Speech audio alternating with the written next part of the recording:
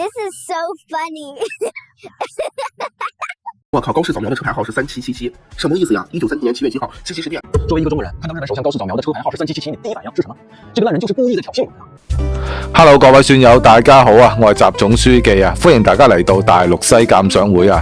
嗱，今日咧就係2025年11月25日禮拜二噶。嗱，事緣咧就現任嘅日本首相，人稱鐵娘子嘅高市早苗啊，近日咧就好有型咁樣坐住架黑色嘅保姆車出巡喎。原本咧一國之首出巡係好閒嘅事，但衰就衰在佢架首相專車個車牌號碼就係叫做3777。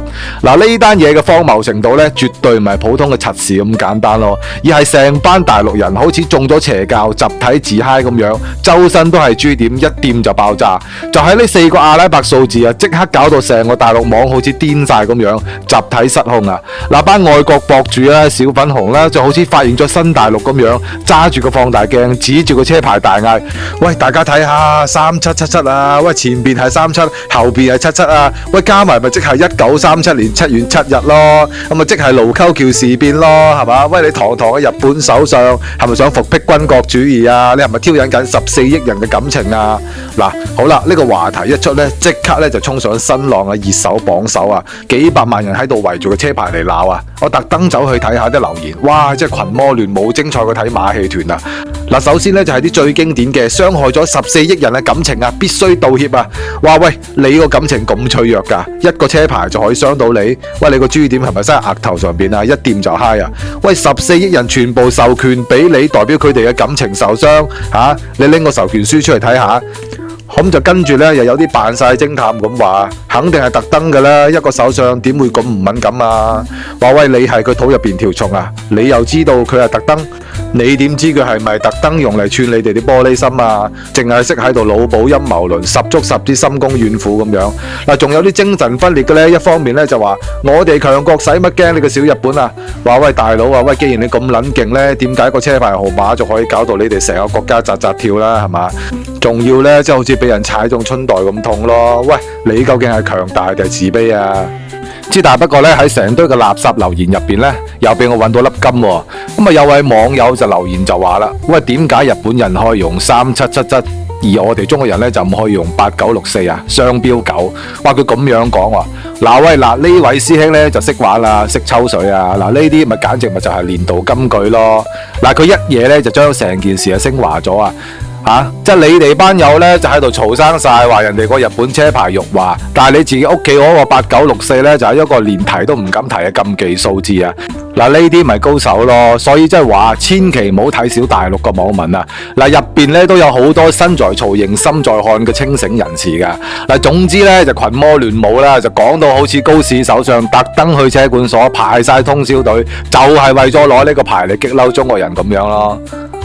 所以話呢，我係真係要俾個服字佢哋啊！嗱，呢種聯想力呢，如果你係用嚟寫科幻小說啦，係咪？喂，雨果獎你都攞撚埋啦。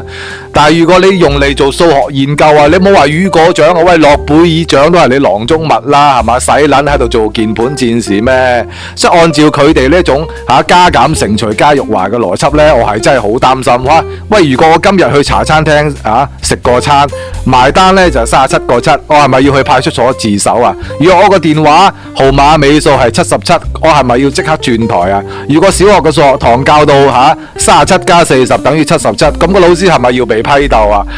嗱，但係個事實嘅真相係點呢？其實係簡單到連3歲細路仔都明咯。嗱，高市早苗首相呢係3月7日生日，咁佢老公山本拓呢就係7月7日生日。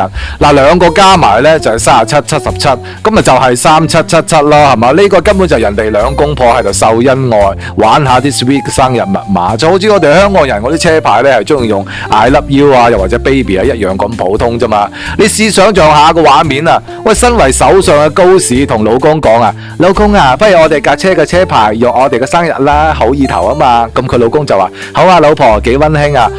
點知去到強國人嘅眼入邊呢，呢個對話呢就變成咗老公啊，喂，不如我哋用生日做車牌，順便影射下盧溝橋事變，激死班中國網民啦咁樣。喂，大佬啊，喂，你以為你係邊撚個啊？你以為全世界嘅政要威日日起身第一件事就係開個會研究點樣辱華㗎？喂，呢種太監式嘅自作多情，真係未見過咁肉酸咯！即係佢哋係覺得自己係世界嘅中心，所有嘅數字啊、符號啊都必須圍住佢哋嘅珠點嚟轉咯。嗱，呢種數字文字獄咧，根本就係3日唔埋2日就發作一次嘅集體黐線啊！嗱，呢種事咧唔係今日先有嘅，係已經係去到無藥可救嘅地步啊！嗱，我哋咧就同大家翻一翻舊賬，你就會發現呢個玻璃心產業鏈咧係有幾恐怖啊！嗱，第一單經典案例 Sony， 嗱，大家仲記唔記得幾年前咧 Sony 中國試過被罰100萬嘅人民幣啊？理由係咩啊？就係佢哋原本打算喺7月7日晚上10點鐘發佈嗰部新相機啊！咁啊，當時中共官方嘅市監局嘅理由就係你揀7月7日，即係影射盧溝橋事變，你揀10點鐘，因為當年打仗都係大約喺呢個時間開波，於是罰錢100萬，罪名係損害國家尊嚴。嗱，我當時睇到單新聞咧，我真係笑到飆眼水啊！喂，大佬啊 ，Sony 係間國際公司，人哋發佈嗰時間係跟全球總部嗰個 time slot 噶嘛，全世界都係嗰個時間發佈噶嘛。喂，唔通人哋特登為咗你就改期啊？喂，按照呢個邏輯，喂，以後中國嘅日曆啊，7月7日嗰一頁係咪要撕撚爛佢啊？同埋喺嗰日出世嘅 BB 啊，係咪一出世就係漢奸啊？就要被處決啦？即係嗰日係咪全中國唔准食飯、唔准呼吸、唔准屙屎啊？因為你喺國恥日屙屎。喂，你係咪侮辱緊國家啊？嗱，呢啲咪就係自己想做大佬惡晒，但又成日扮到全世界都蝦緊佢咁樣咯。就係因為我受過傷啊，所以全世界咧都要遷就翻我嘅傷口啊。邊個唔小心掂到我啊，邊個就係罪人啊？係咪咁啊？好啦，咁啊除咗數字啊，佢哋對圖形嘅過敏程度啊，簡直係去到幻覺嘅地步啊！嗱，大家望下呢個農夫山泉嘅樽蓋啦，紅色圓形，好正常啊，係咪啊？但係我同你講啊，喺小粉紅嘅顯微鏡下面啊，呢個呢係叫做日本旭日旗啊！嗱，當時呢成班網民圍攻農夫山泉啊，就話：喂，你個樽蓋係紅色圓形啊，即係暗喻日本國旗啊！你個包裝上面有座塔啊，似日本建築啊！你係咪想搞文化滲透啊？你係咪漢奸水啊？喂，阿哥，喂，個樽蓋咪圓形，唔通係三角形嘅咩？係嘛？喂，唔通要做成六角形嚟方便你扭開啊？喂，紅色有咩問題啊？喂，你哋嘅國旗咪就係紅色嘅咯？喂，點解紅色圓形就一定係日本啊？呢啲咪叫做心中有鬼，見乜都係鬼咯。仲有 Apple 官網嗰單嘢啊，有個技術員留咗條長辮，班外國網民又發癲，話係影射滿清嘅豬尾，歧視緊中國人。結果查證發現呢，嗰個員工根本咧就唔係華人，人哋係印第安嘅原住民嚟噶，留辮係人哋嘅民族傳統嚟噶。嗱，你睇啦，即係佢哋嗰種自卑感啊，係幾強烈呢？佢哋係會覺得全世界做任何嘢，無論係出相機、設計樽蓋定係請個員工，背後嘅目的都只係得一個，就係為咗辱華。佢哋係完全接受唔到，其實喺人哋眼裏邊呢，你係根本係唔重要。但係呢，頭先講嗰啲全部都只係表面睇到嘅荒謬嘢，其實真正嘅問題係呢，點解係依家呢？點解偏偏要咬住日本首相高市早苗嘅車牌唔放呢？好明顯啦，呢個係一場先有動機後揾罪證嘅批鬥。嗱，高市早苗係邊個啊？佢係現任日本首相，係著名嘅鷹派。佢講過台灣有事即係日本有事，有去過靖國神社參拜。嗱，呢啲行為呢，早就踩中咗中共最痛嗰條尾。但係問題係，你哋班戰狼外交部喺地緣政治邏輯上又駁唔到人，戰狼上身又唔敢真係同日本反面，咁你可以點做啊？唯有發動班義和團喺啲雞毛蒜皮嘅車牌號碼啊、衣着打扮上面做文章咯。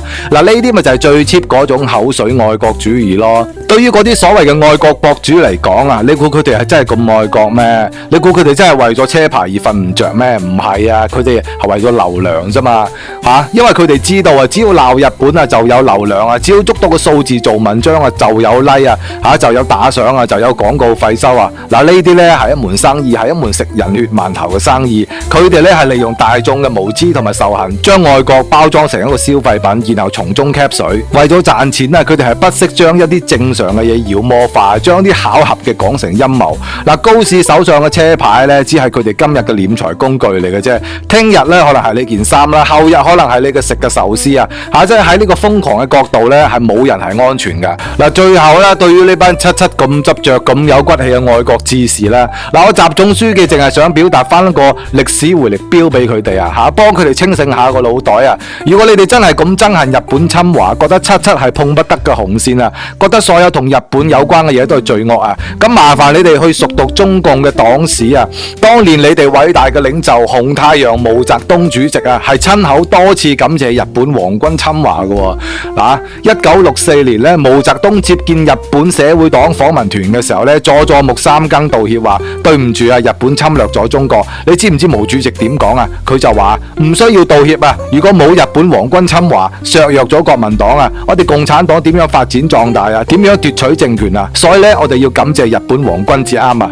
嗱，各位小粉紅，你哋聽清楚未啊？如果你哋認為3777係罪大惡極，係挑釁民族感情，咁毛主席嗰番感謝皇軍嘅說話，咁又係算咩呢？係嘛？定係你哋嘅愛國標準係有彈性嘅，即係咧只准州官感謝皇軍，不准百姓用生日車牌啊？係嘛？喂，如果你哋真係咁愛國啊，不如你哋去天安門廣場對住毛主席紀念堂抗議啦，去批鬥毛主席點解要感謝日本啦？係嘛？你哋敢唔敢啊？我就睇啫，你哋唔敢咯，你哋只係一班欺善怕惡、毫無邏輯、俾人洗腦洗到傻撚咗嘅巨嬰啫嘛。所以即係話呢個世界最荒謬嘅唔係高市早苗嘅車牌啊，而係一班連自己嘅歷史都唔敢正視、連基本常識都冇嘅人，學人攞住個放大鏡去審查全世界啊！有病咧就真係要食藥啦。不過我驚你哋個腦袋裝嘅係草，裝得太耐已經發咗毛噶啦，神仙難救咯。好啦，今條片咧就分享到呢度，我哋下期再見，拜拜。